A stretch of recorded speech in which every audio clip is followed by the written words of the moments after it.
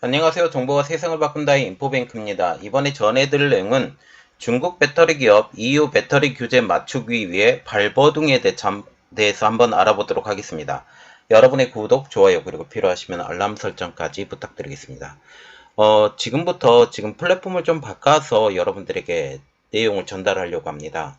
중요 내용을 한번 구분을 해서 이게 더 좋다면 댓글로 좀 남겨주시고, 그리고 이전이 좋다면 또 댓글로 남겨주셔서 어떤 방식이 더 좋은지 한번 알아보도록 하겠습니다. 이야기를 시작을 해보도록 하겠습니다. 이번 주제가 중국 배터리 기업들이 강화된 EU 배터리 규정에 적극 대비를 한다라는 내용입니다. 그러면 왜 중국 배터리 기업들이 강화된 배터리 규정에 적극 대비를 할까요? 그 이유는 한 세 가지 정도로 볼 수가 있는데, 중국의 내수가 감소했다. 그리고 두 번째로 보는 것은 중국 배터리 기업 간의 치열한 견제가 있다.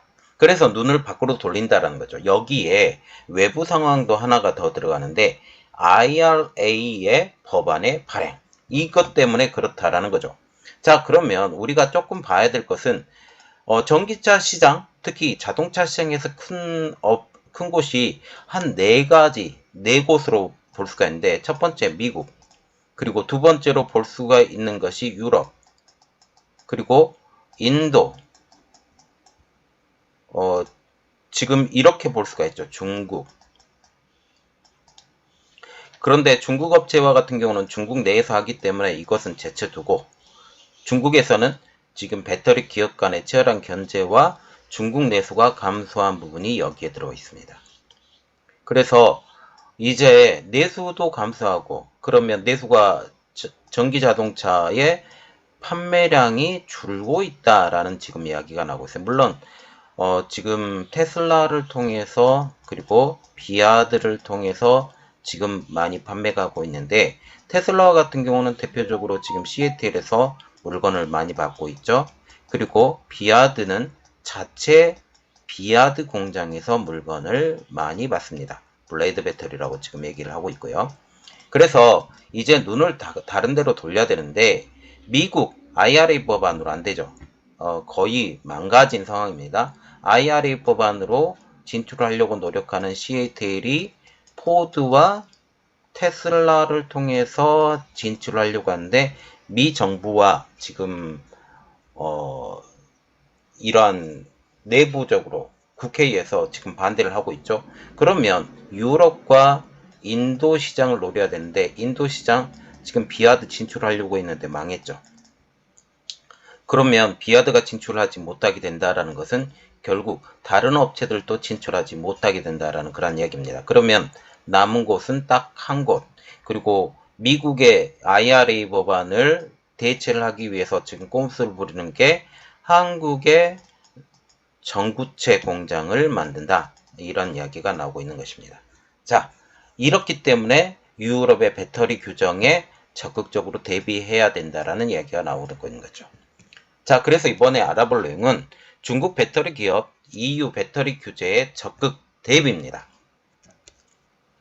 15일자 중국 글로벌 타임즈는 이렇게 발표를 했습니다. 전기차 배터리 제조업체에 도전이 되겠지만 선진국의 기준을 충족하는 친환경 배터리를 개발할 수 있도록 대비해야 한다. 여기서 워딩에서 중요한 것은 바로 이 대목입니다. 도전이 되겠지만. 도전이 되겠지만이라는 말을 하는 것은 지금 중국 배터리 기업의 실력으로서는 지금 EU의 배터리 규제를 맞추기는 현재 불가능하다라는 그런 이야기죠. 그래서 도전을 해야 된다. 아까 얘기 드렸죠. 미국, 인도, 유럽, 이런 시장에 들어가려면 지금 남은 곳은 딱 한 곳, 유럽밖에 안 남았는데, 유럽 시장에 진출을 해야 되는 이러한 상황 중국은 제쳐놓고 유럽 시장에 진출을 해야 되는데, 이것이 도전이라는 사실입니다. 그 이유는 강화된 이후의 배터리 규제는 생산, 사용, 재활용 전반에 걸쳐서 적용이 되고, 또한 이를 통한 효율, 안정성, 재활용성을 강화하기 때문입니다. 이는 결국 가격 상승으로 나타나게 되는 거죠. 특히 재활용의 문제가 가장 큰 문제로 다가오고 있다라고 얘기를 하고 있습니다. 중국의 배터리는 이렇게 보시면 돼요. 중국의 배터리는 우리가 말하는 3원계 배터리인 NCM 배터리, 여기 NCM 배터리의 대표 주자는 아이러니하게도 시애틀입니다. 그리고 LF 배터리, 대부분의 중국 배터리 업체가 지금 LF 배터리를 많이 만들고 구어시안이 지금 NCM 배터리가 만들어졌어요. 왜냐하면 구어시안 같은 경우는 폭스바겐의 자회사 역할을 하고 있기 때문이죠. 그래서 LF 배터리의 지금 대표 주자는 비아드, 이렇게 되는 것입니다.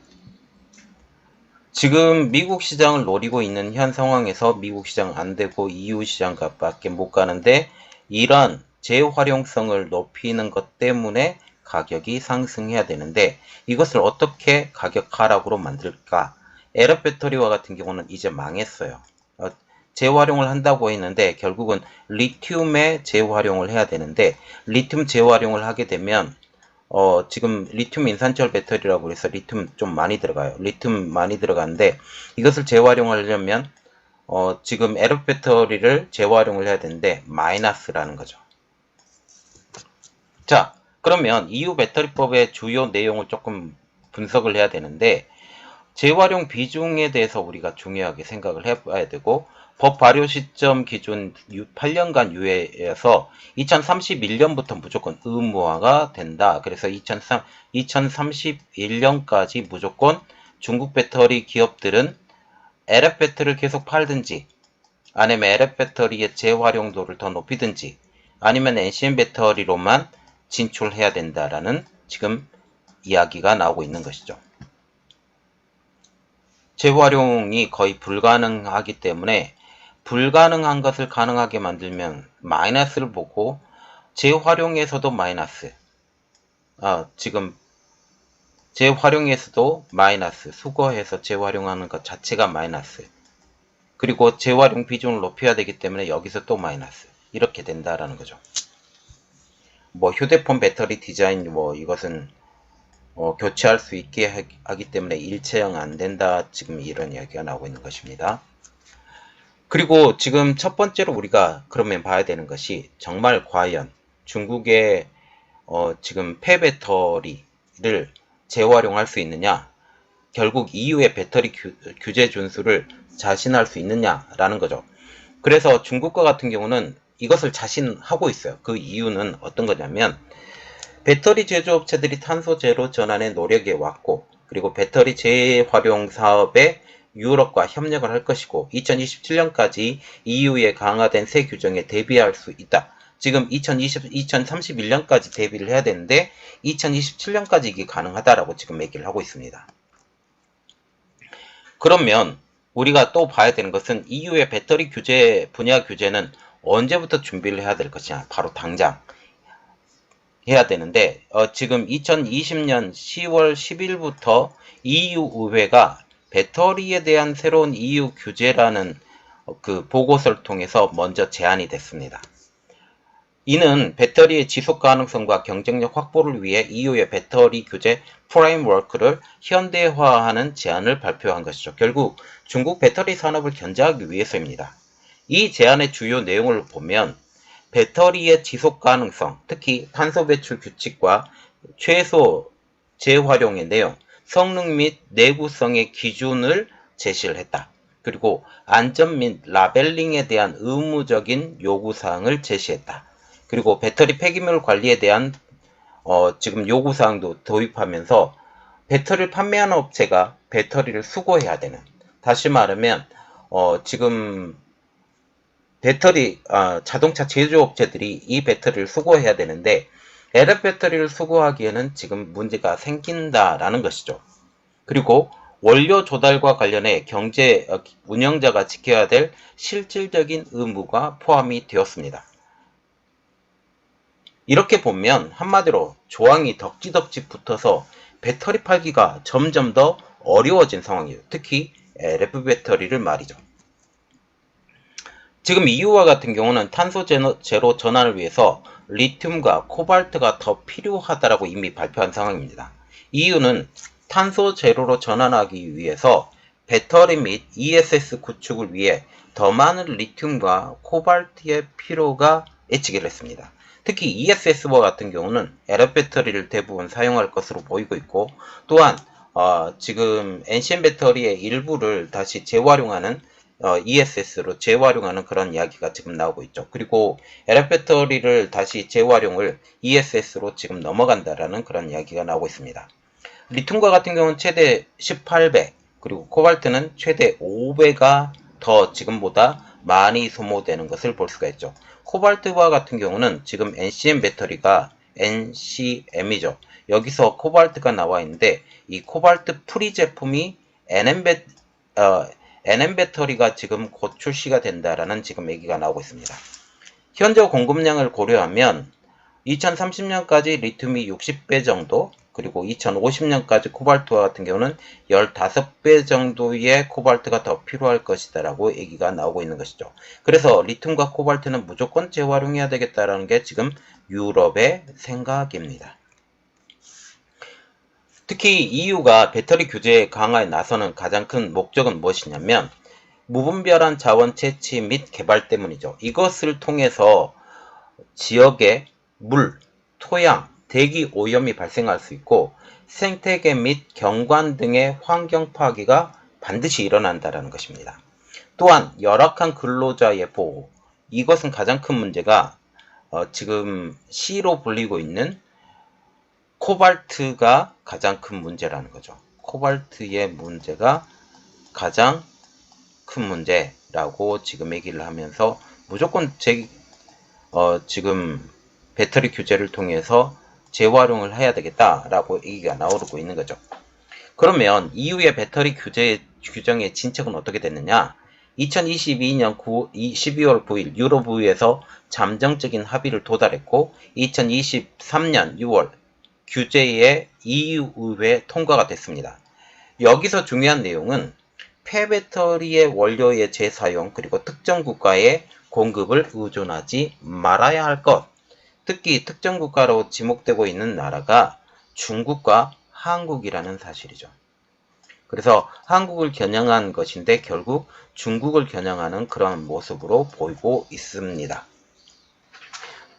정말 궁금한 점은 딱 이거예요. 중국이 EU의 배터리 규제를 극복할까? 극복할 수 있느냐라는 점이죠.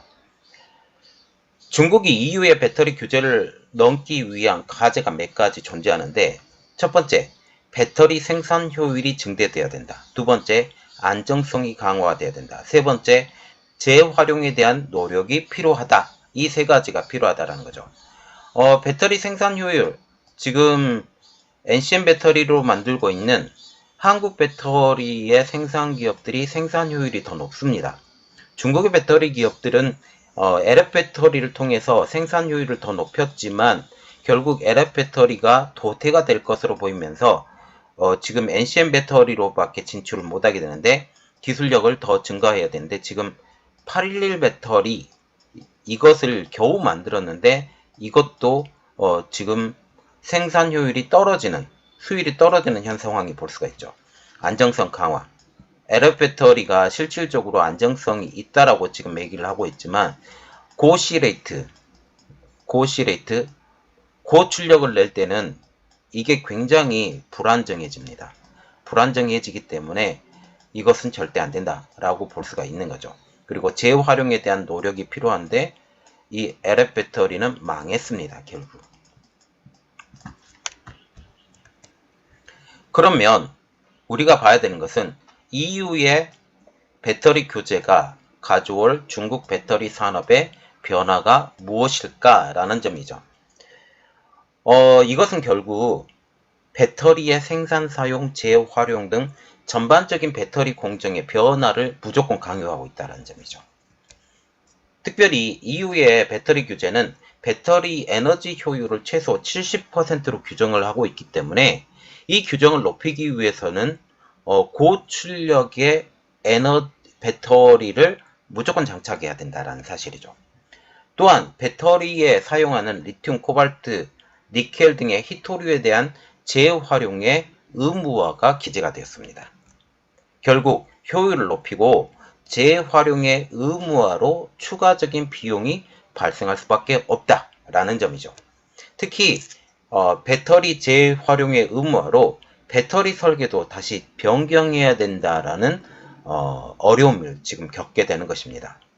효율이 높아지려면 다른 측면으로 이 배터리 재배치를 해야 되는데 이것이 결국 어렵다라는 사실이죠.